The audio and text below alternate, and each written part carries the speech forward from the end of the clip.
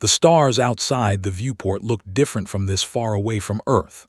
Ambassador stood in the observation deck of the starship Defiance, watching the massive station grow larger as they approached.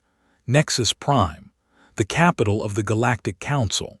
She had studied every file, every report about this moment, but nothing prepared her for the sheer size of it. Ambassador, we're receiving docking clearance. Captain Minu Park's voice came through her earpiece. She turned away from the window and made her way to the bridge. The journey to this moment had taken humanity 200 years. From the first moon landing to faster-than-light travel. From wondering if they were alone to knowing they were the youngest species in a galaxy full of ancient civilizations. When the Council's scout ships found Earth 3 months ago, everyone celebrated. Humanity had finally joined the galactic community. Dr. Lee met in the corridor. The looked nervous, clutching her data pad against her chest. I've been reviewing the welcoming protocols, said. Everything seems standard. They'll probably give speeches, show us around, maybe discuss trade agreements. Nodded, though something felt off. The Council's messages had been formal, almost cold, but she pushed the feeling aside. This was first contact protocol. Everything had to be official. The Defiance docked without incident. The airlock opened with a hiss and led her delegation into the station. The corridor beyond was enormous, built for beings much larger than humans. Lighting strips ran along the walls, pulsing with colors that human eyes could barely process. A group of aliens waited for them, recognized some species from the database. The tall, gray-skinned ones were, the insect-like beings were, but the one in front made her breath catch. High Arbiter, the leader of the Galactic Council himself. Stood 3 meters tall, his reptilian features ancient beyond measure. His scales were deep purple, almost black, and his eyes held the weight of thousands of years. He did not smile.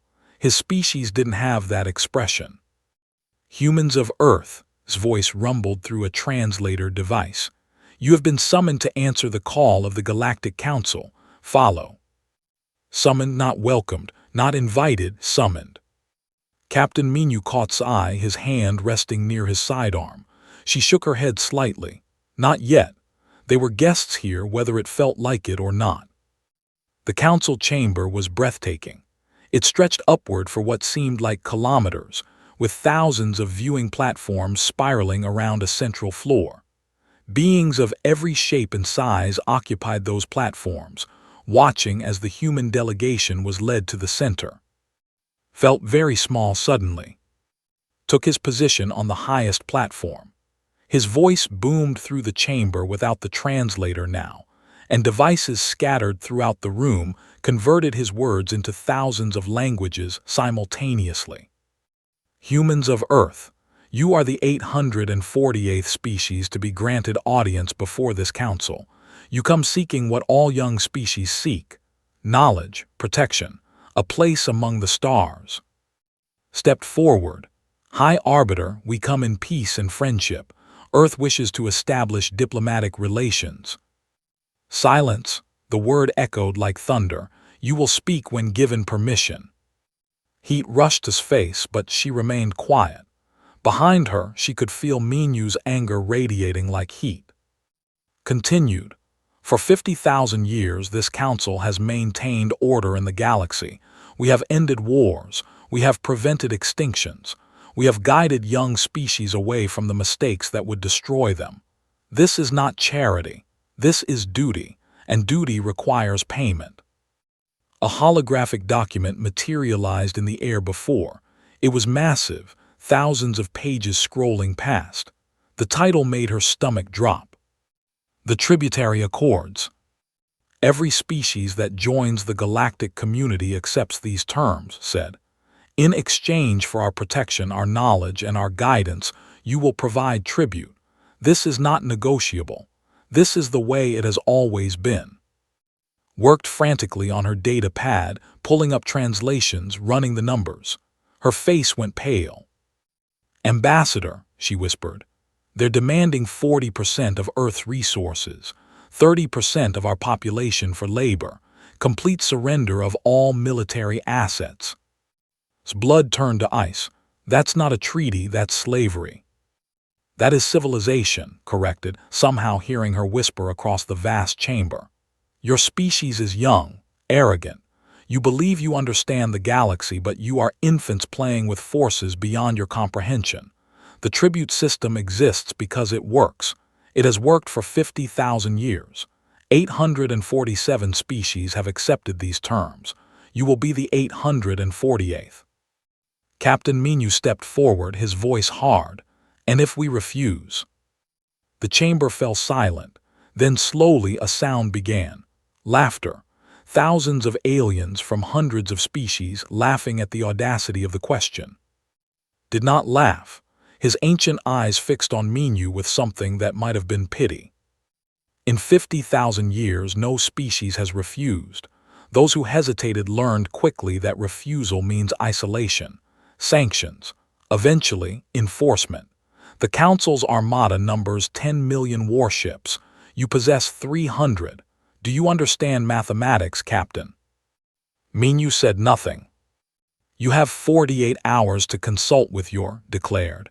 Return here with your acceptance and Earth will be welcomed into the galactic community.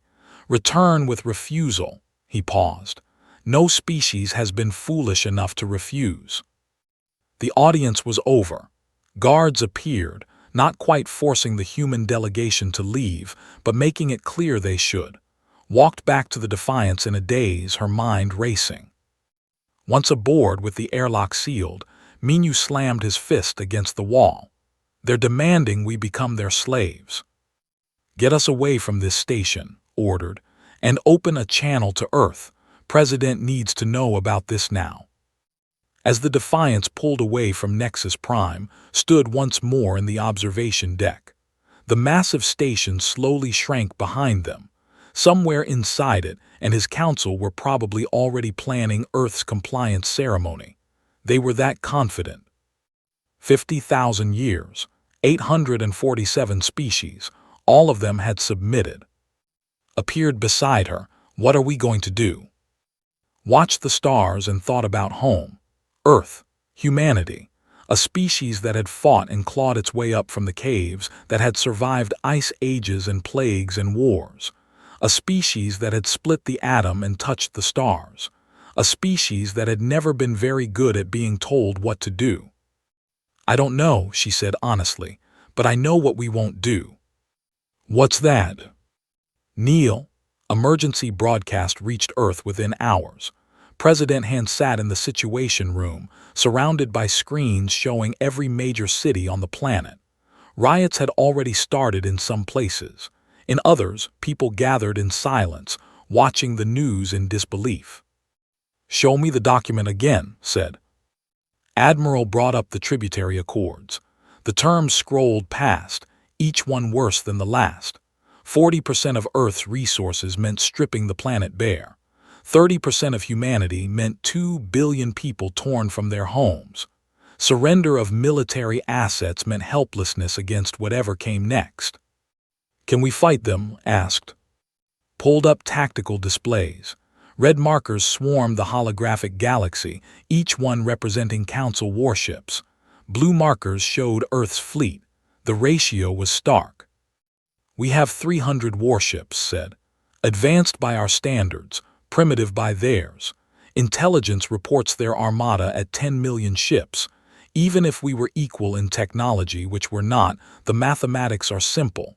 We'd last perhaps 3 days in open war. Around the table, the world's leaders looked grim.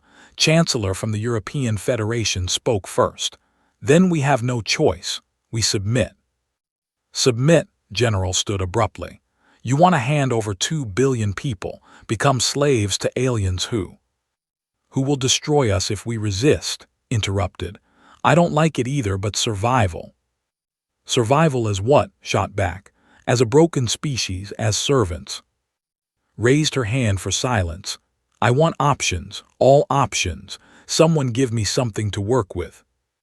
Aboard the Defiance, still in orbit around Nexus Prime, Dr. Lee hadn't slept. She'd been combing through every historical record the Council had provided during the tour, every first contact, every species that had joined before humanity. The pattern was clear and terrible. Ambassador, she called, appeared quickly, looking just as exhausted. I found something, or rather I found a pattern. Displayed her findings, species after species, all following the same path: contact, tribute, compliance. And then within a few generations, cultural collapse, languages forgotten, traditions erased. Each species became a pale shadow of what it had been, absorbed into the Council's homogeneous mass. They're not just demanding resources, said. They're demanding our identity, our future, everything that makes us human. A soft knock on the door made them both turn. A small alien stood in the corridor, looking nervous. It was one of the servant species that maintained the station. He glanced around fearfully before speaking. I hear you are humans, the ones who asked the question. What question? Asked. What if we refuse? Stepped inside quickly, the door closing behind him. No one asks that question, ever. Why not? Because we are taught not to, because we forget we can. His large eyes held a sadness that transcended species. My people were warriors once, before the Council found us. We had honor, pride. We refused the accords just as you think about refusing. Leaned forward. What happened? We lasted 6 months. The Council blockaded our world. No ships in or out, no trade. They didn't attack. They just waited. Waited until we were desperate enough to accept any terms. When we finally submitted, they took 60% instead of 40% as punishment for our defiance. That was how many generations ago? 12. No one remembers the old ways now. We wear their uniforms, we speak their language, we serve. Looked at them both. I came to warn you, do not fight, you cannot win. But also, he paused, part of me hopes you do fight, because maybe you are different. Maybe you can do what we could not. After left and sat in silence. The weight of 847 extinct cultures pressed down on them. Back on Earth, a young ensign named Sung stood on the observation deck of the orbital defense station. He was 22 years old, fresh from the academy, and he'd been listening to the debates for hours. Submit or fight, slavery or death. His grandfather had fought in the water wars. His mother had been part of the Mars colony expedition. His entire family history was one of fighting impossible odds. He thought about them now, about what they would say if they could see humanity bowing to alien masters. He pulled out his personal communicator and started recording. My name is Ensign Sung. I'm nobody important, just another soldier, but I've been listening to the debates and I want to say something. He paused, gathering his thoughts. My whole life I learned about human history. We've faced extinction a dozen times, ice ages, plagues, wars that nearly destroyed everything. We survived because we refused to give up. We survived because when someone said we couldn't do something, we did it anyway. He looked out at Earth, blue and beautiful below. They're asking us to choose between survival and freedom, but that's a false choice. Without freedom, what are we surviving for? To be slaves, to watch our culture die, to become another forgotten species in their collection. His voice grew stronger. I say no. I say we tell them what humans have always told tyrants. We don't care about your odds. We don't care about your threats. We are humanity and we will never kneel. He posted the message to the public networks and went back to his post. Within an hour, it had been viewed by 50 million people. Within 3 hours, 1 billion. Protests stopped. Riots quieted. Something else began to build. Something the Council had never encountered. Human stubbornness. In the Situation Room, President received reports from every continent. The people had made their choice. Social media exploded with a single word, repeated in every language. No, no, no. The public has spoken, said quietly. Now we need to know if we can back that up. Admiral, be honest with me. Is there any way we win this? Study the tactical displays for a long moment. In a conventional war, No, we're outnumbered and out-technologically advanced. But, I've been studying the Council's military history, or rather their lack of one. They haven't fought a real war in 50,000 years. Their ships are designed for intimidation, not combat. Their crews have never been in battle. They're a police force, not an army. He looked up. If we're willing to pay the price, if we're willing to fight dirty, if we're willing to lose everything, we might make them regret attacking us. That's not victory. No, agreed. But it might be enough. If we make it too costly, if we show the rest of the galaxy that resistance is possible, he shrugged. Maybe we won't win, but maybe we won't lose alone. Thought about's message. About 2 billion voices saying no. About humanity's entire history leading to this moment. Send a message to Ambassador, she said. Tell her Earth's decision, and tell her, she smiled grimly, tell her we remember how to fight. Aboard the Defiance received the message. She read it 3 times, then called her senior staff together. Captain Menu, Doctor, every department head. They crowded into the conference room, watching her face. Earth has made its decision, she said simply. They're backing us. Whatever we choose, they'll support. And what do we choose? Menu asked. Thought about sad eyes. About 847 dead cultures. About a young ensign who refused to kneel. About everything humanity had fought for across 10,000 years of history. We go back to that chamber, she said, and we give them our answer. Commander stood in the war room aboard Earth's military command station, surrounded by holographic displays showing everything humanity knew about the Galactic Council's forces. She'd been awake for 36 hours, running simulation after simulation. Every single one ended in defeat.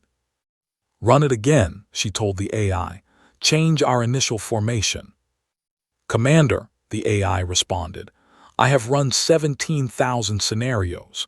Humanity's defeat probability remains above 99%. I don't care about probability. I care about possibility. Admiral entered the room. You need rest. I need answers, she gestured at the displays. Look at this. The Council's fleet is massive, but it's slow. They haven't fought a real war in forever. Their tactics are based on overwhelming force and intimidation, which still works when you have 10 million ships. Does it? Pulled up new data.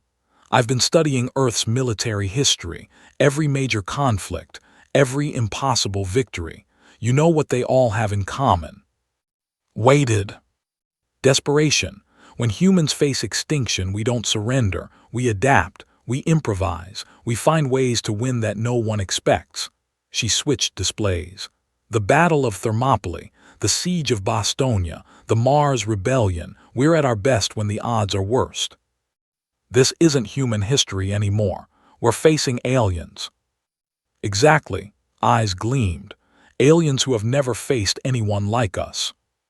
Aboard the Defiance, communications officer was doing something technically illegal. He was tapping into the Council's internal communication networks, listening to everything they weren't supposed to hear. What he found was revealing.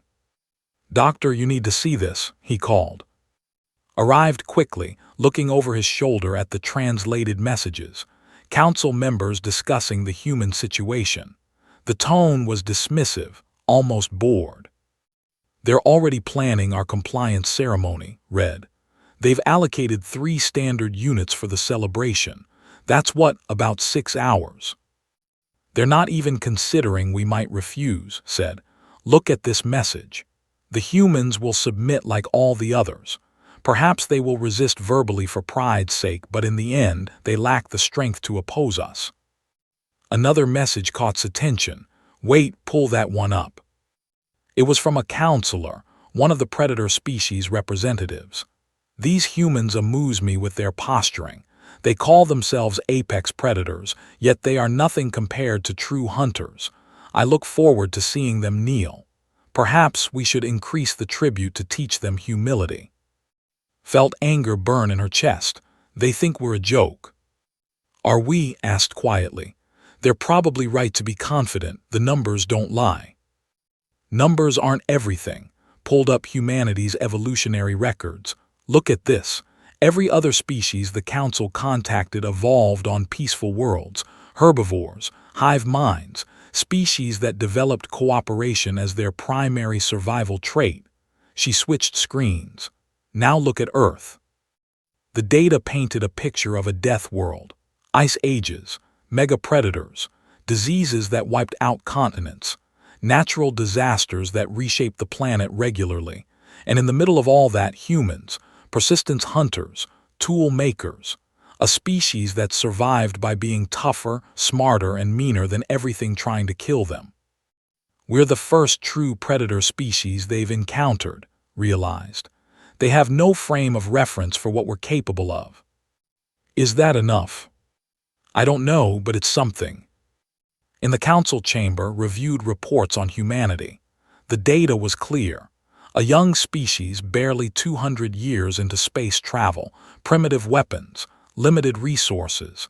They would submit within the hour. They always did. Counselor approached his platform.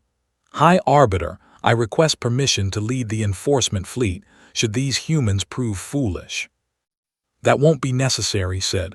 They will comply. And if they don't?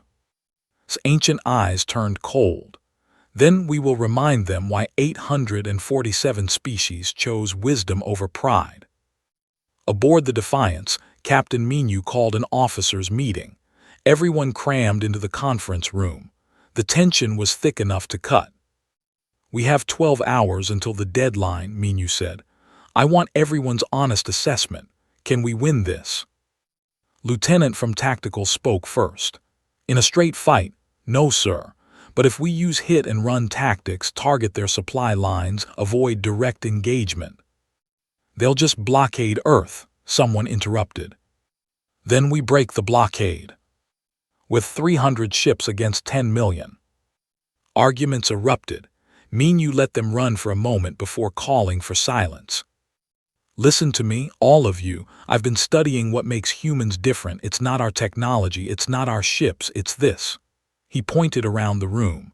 It's the fact that we're having this argument at all. A warrior told Ambassador that his people lasted 6 months before surrendering. But you know what? They fought. For 6 months they fought. And they lost, someone muttered.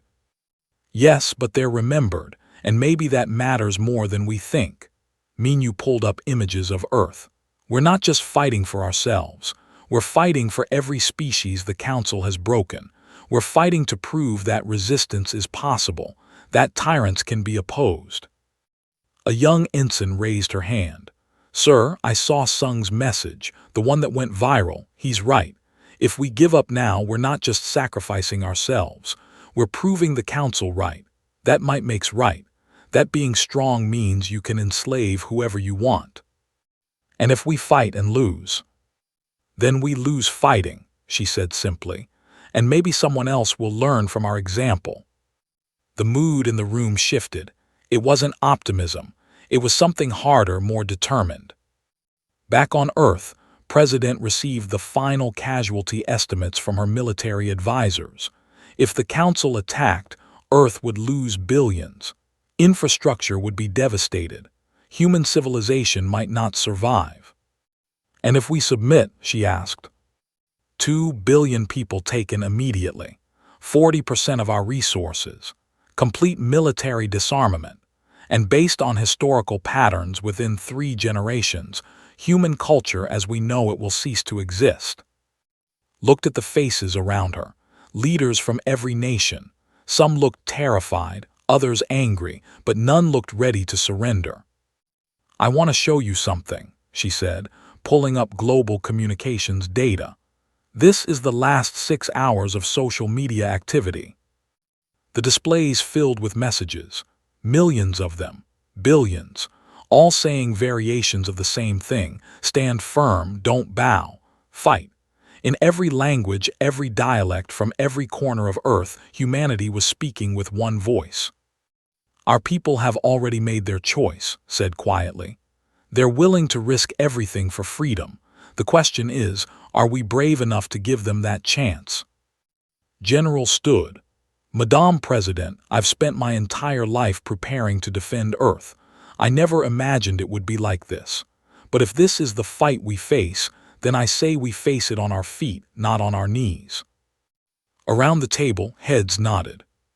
Took a deep breath. Then it's decided. Send a message to Ambassador. Tell her Earth stands with her. Whatever answer she gives to the Council, we will back her completely. The message reached the Defiance within minutes. Read it silently, then showed it to Minu and "They're trusting us to make the right choice," said. "There is no right choice," replied. "There's only our choice." Minu checked his weapon, then let's go make it. As the Defiance prepared to return to Nexus Prime, crew members throughout the ship made final preparations. Engineers checked systems. Gunners loaded weapons they hoped they wouldn't need to fire. In the mess hall, someone started singing an old Korean folk song about resistance fighters. Others joined in. On Earth, in the orbital stations, on every human ship scattered across the solar system, people waited, watching, hopping, praying. The clock ticked down, 10 hours, 9/8. And in the council chamber, prepared for another routine compliance ceremony, completely unaware that humanity was about to teach the galaxy a lesson 50,000 years in the making. Some species bow, some species break, some species disappear into history without a fight. And then there's humanity. The council chamber filled slowly as the deadline approached. Representatives from 847 species took their positions on the spiraling platforms. Some looked curious, most looked bored. This was a formality they'd witnessed countless times before. Ambassador walked across the vast floor toward the center podium. Behind her, Captain Minu Park and Dr. Lee followed at a respectful distance. The click of their boots on the polished stone was the only sound in the massive space. High Arbiter watched from his highest platform, his ancient reptilian features unreadable. Beside him, Counselor leaned forward with barely concealed amusement.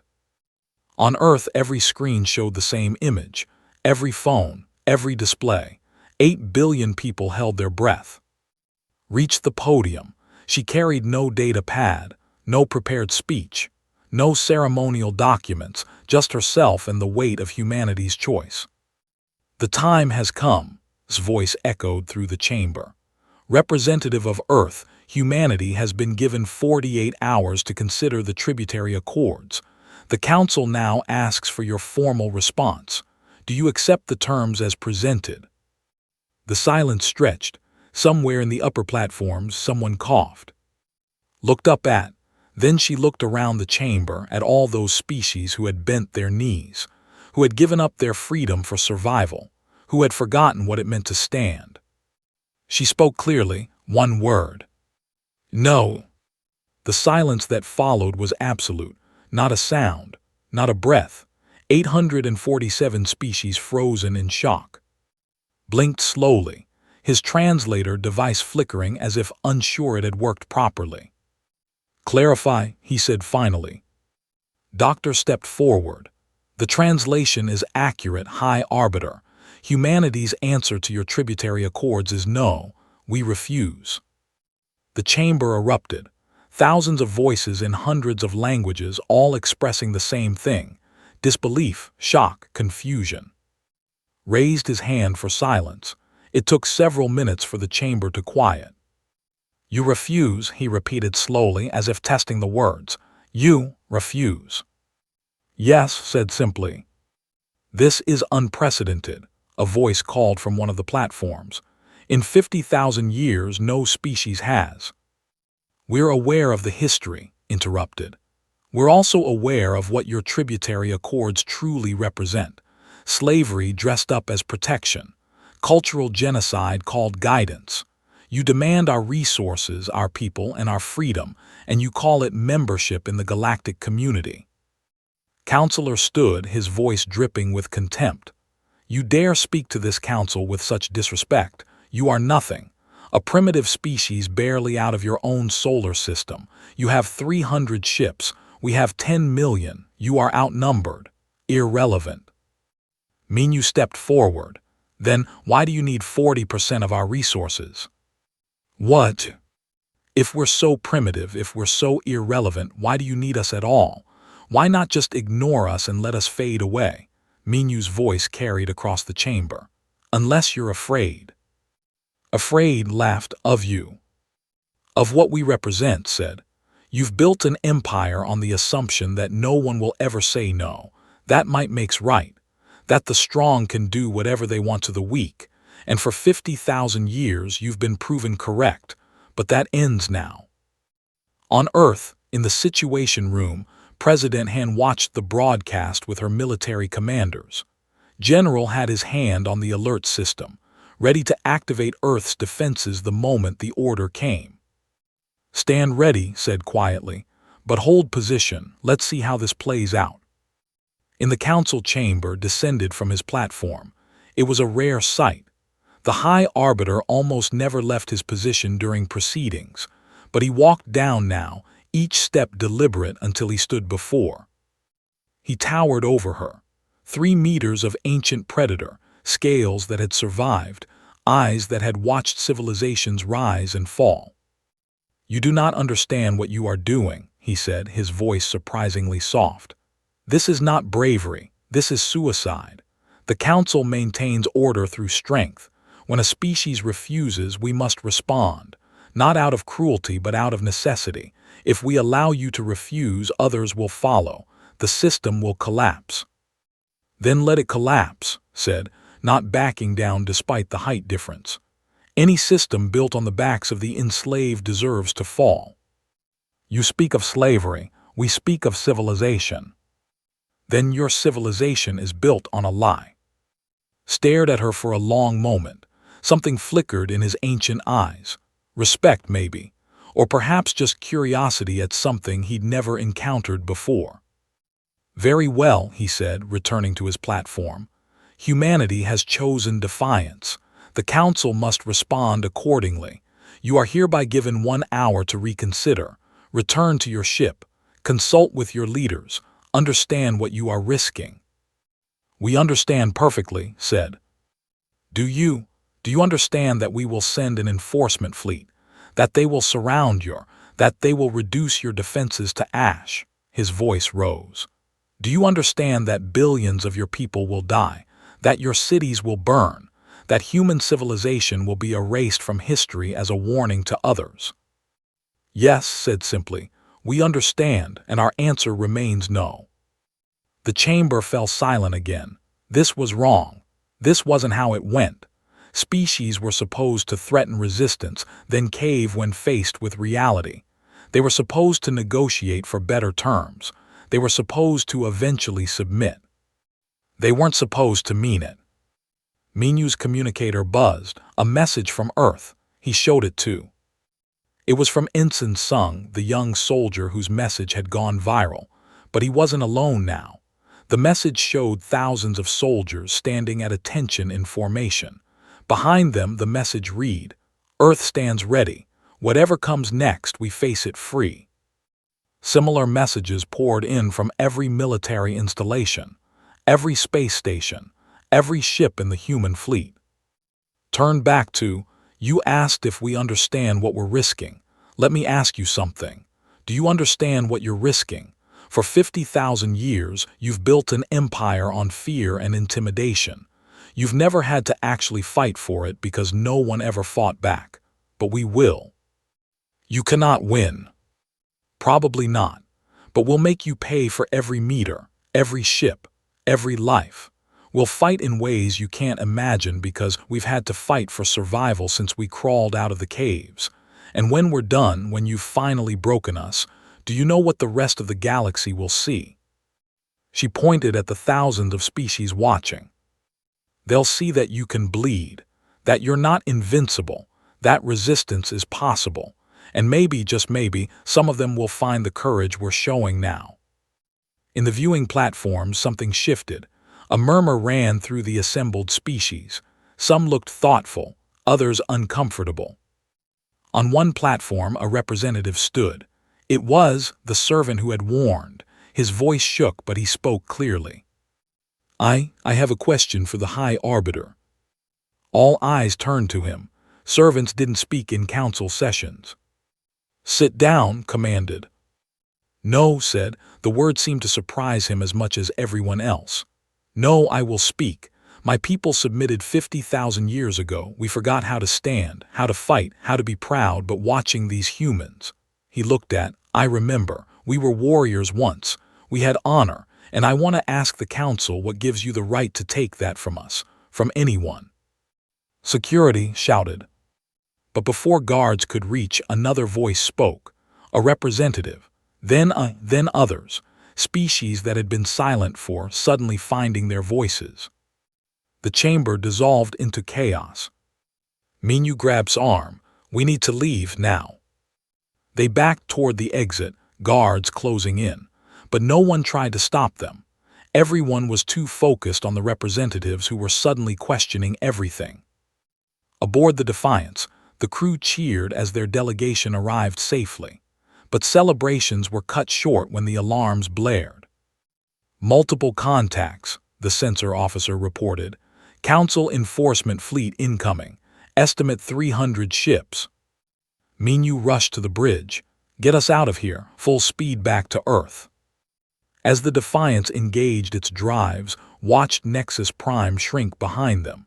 She thought about's voice, about the other species who had spoken up, about a seed planted after 50,000 years of silence. What did we just do? Asked. We said no, replied, and we might have just changed the galaxy. Behind them, the Council enforcement fleet followed. Ahead of them, Earth waited. The hour of reckoning was coming. And humanity was ready. The Council enforcement fleet entered Earth's solar system like a swarm of locusts. 300 warships, each one larger than anything humanity had ever built. Their arrival was meant to be overwhelming, a show of force that would break human resistance before a shot was fired. Commander Ha watched them approach from the cockpit of her fighter. Around her, 50 other pilots held formation near Mars' orbit. They were the first line of defense, also, most likely, the first to die. All wings, this is command, Admiral's voice came through the comm. Hold position, wait for my signal. Checked her weapons one last time. She thought about her daughter back on Earth, about the bedtime story she'd told her last night, about brave warriors who fought impossible odds. She'd never expected to become that story. Commander, they're hailing us, her co-pilot said. The Council Fleet Commander appeared on screen, a massive, all-muscle and armor plating. His translator rendered his words in flat, emotionless tones. Human vessels, you are ordered to stand down and allow enforcement action against you. Resistance will result in your immediate destruction. Admiral's face replaced this. Had served under for 5 years. She'd never seen him smile quite like he was smiling now. This is Admiral of the Earth Defense Force. Your enforcement action is not authorized in our space. Turn back or we will consider it an act of war. They actually laughed. You have 300 ships. I have brought the same number for this operation. Behind me are 10 million more. Stand down. No. The word hung in space. This expression shifted from amusement to confusion to anger. You cannot win this fight. We know, fire anyway. Earth's defense grid lit up first. Missile batteries hidden across the Moon, Mars, and throughout the asteroid belt launched simultaneously. Thousands of warheads streaked toward the Council fleet. The Council ships activated their shields, confident in their technology. The first wave of missiles detonated harmlessly against the barriers. Then the second wave hit. These missiles were different, crude by Council standards but built with one purpose, to overload shield generators through sheer volume. As the shields flickered and failed, the third wave struck home. 12 Council ships exploded in the first 30 seconds. All fighters engage, voice barked. Gunned her engines. The distance between her and the nearest Council dreadnought closed in seconds. Point defense guns tracked her, fired. She twisted through the incoming fire, losing 2 before she got close enough. "For Earth!" she screamed, firing everything she had at the ship's exposed bridge. The dreadnought's commander had time for one thought: they're insane. Then his bridge vaporized. Throughout the battle space, the pattern repeated. Human ships didn't fight like the Council expected. They didn't maintain safe distances. They didn't preserve their forces. They flew straight into the teeth of superior firepower and fought with a savagery that shocked the Council fleet. A destroyer captain named Park rammed his damaged ship into a Council cruiser at full speed. The explosion took out 2 more ships nearby. A squadron of fighters led by Lieutenant Bay stayed on target despite taking heavy fire, destroying a Council flagship before being wiped out to the last pilot. On Earth, President Han watched the battle from the command center. Every few seconds, a blue marker vanished from the tactical display. Each one represented a ship, a crew. Human lives spent like water against the Council's advance. "Casualties?" she asked quietly. 40% of our forward fleet destroyed or disabled," General reported. "But we've taken out 47 of their ships and damaged twice that many. They're pulling back." "What?" "Pulled up the enemy formation. The Council fleet had stopped advancing. They held position just outside effective weapons range." "They've never faced resistance like this before," realized. "They expected us to run or surrender. They don't know how to fight an enemy that fights back." Aboard the Council flagship, the commander stared at his casualty reports in disbelief. 47 ships destroyed, 112 damaged, against 300 primitive human vessels. "They're animals," his second officer said.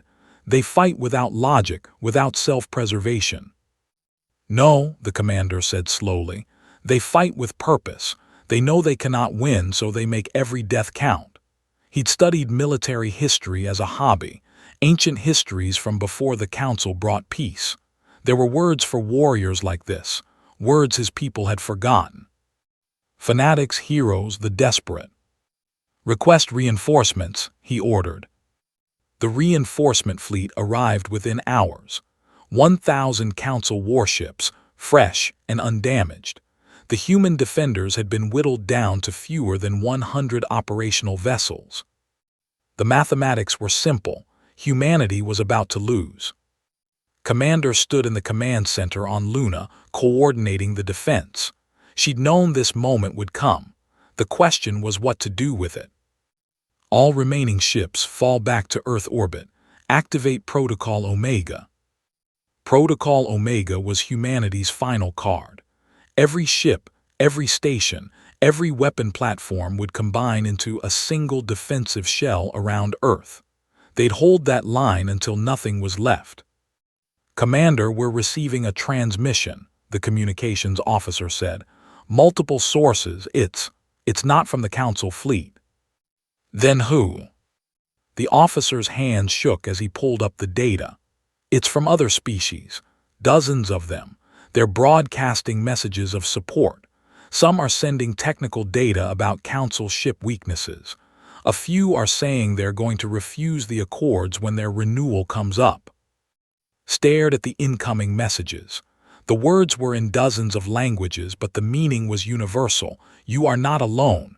Your courage inspires us. Stand firm." "What we do here matters," she said quietly. "Not just for us, for all of them." The second battle began with the same fury as the first, but this time human defenders fought with new information. Weak points in Council ships, shield frequencies, tactical patterns. They still lost. Ship after ship fell. The defensive line shrank, but they made the Council pay for every meter. On Nexus Prime, the Council chamber was in chaos. Watched reports flood in from across the galaxy. The human resistance wasn't just being broadcast, it was being celebrated. Species that had been quiet were suddenly loud, questioning, demanding. Counselor approached. "High Arbiter, we must make an example of the humans, completely destroy them, show the galaxy what happens to those who refuse. And if that makes them martyrs, asked. "If their destruction inspires a dozen other species to rebel, then we crush them too." With what? Our fleet was designed for shows of force, not actual warfare. We've lost more ships fighting humans for 3 days than we've lost in the past 1,000 years. His ancient eyes were troubled. The humans were right. We built an empire on fear, and we never prepared for someone to overcome that fear. On Earth, Ensign Sung manned his post aboard the orbital defense station.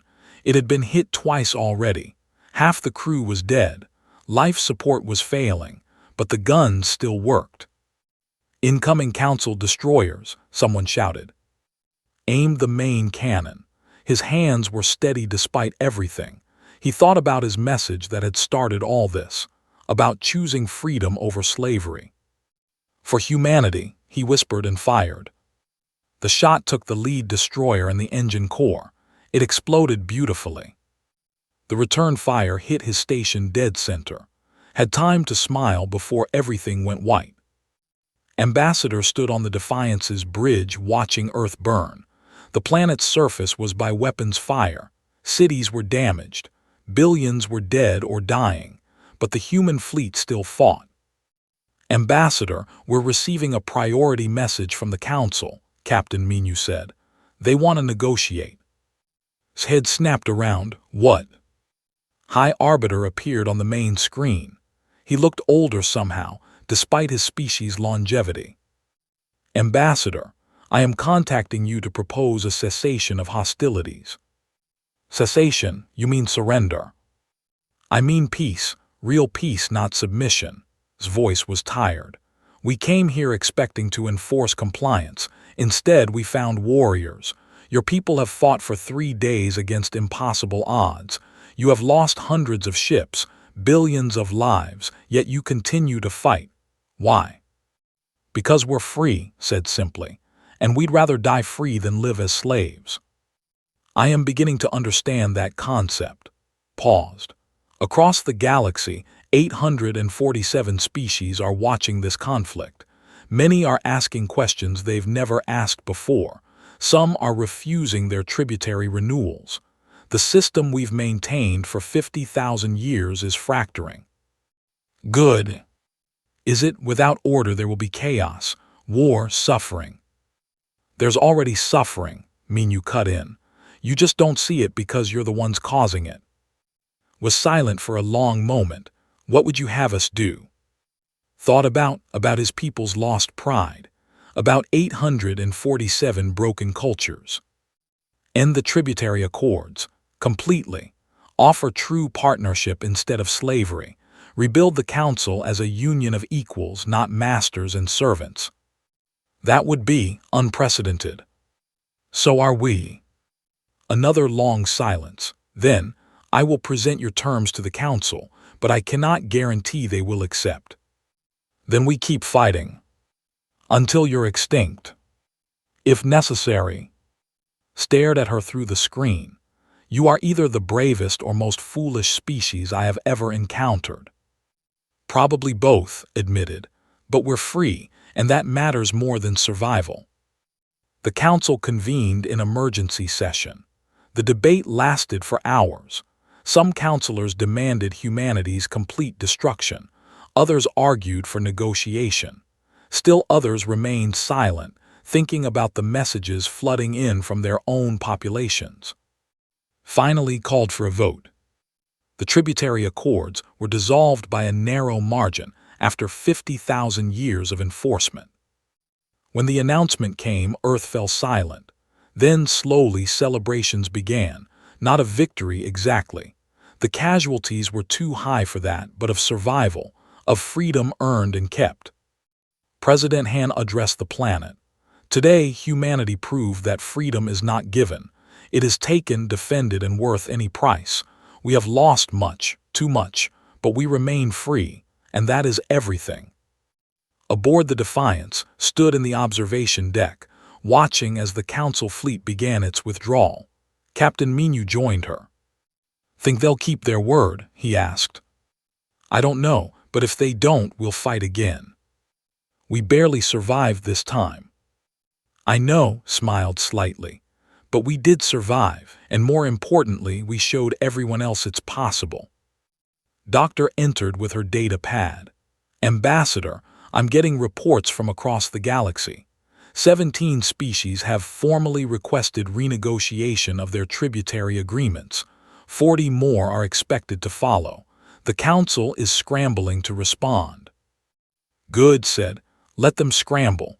Let them realize that their empire was built on sand. Mean you looked out at the stars. Do you think this will start a galactic war? Maybe, or maybe it will start something better. A real galactic community built on choice instead of force. That's optimistic. Humanity's good at optimism. It's how we survived ice ages and plagues and our own worst impulses. Turned from the window. Come on, we have a lot of work to do, starting with rebuilding everything we lost. They left the observation deck together. Behind them, Earth slowly began to heal. Ahead of them, a galaxy in transition. And everywhere, species that had forgotten how to stand were remembering. On Nexus Prime, stood in his quarters, watching human broadcasts.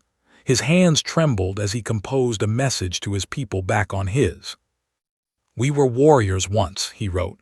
The humans reminded me. They reminded all of us. It is time we remembered who we were, who we still are. It is time we stood.